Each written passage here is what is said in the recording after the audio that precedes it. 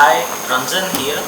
I have a very good experience in this campus immersion, whatever we spent last 2 days. I can see lot of out opening minds, whatever the professors are given, even Suchit, whatever suggested also.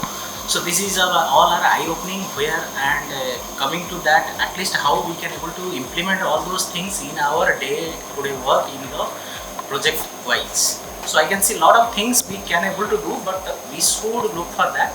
And coming to this is a very good experience after a long time from the engineer background and coming this from a long time spending times, and even I didn't understand also how from morning to night 12:30 it's gone, and but I was not bored and I am unable to sleep, and I was just woke up today also with after 2 hours or 3 hours ready to come. So that is a very nice experience, and whatever the professors are provided and giving these all experience, it is very nice, and I suggest everybody should feel it and find it how it is really helping in the whatever things.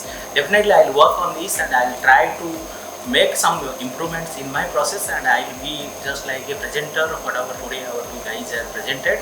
So I look for that opportunities. Thank you.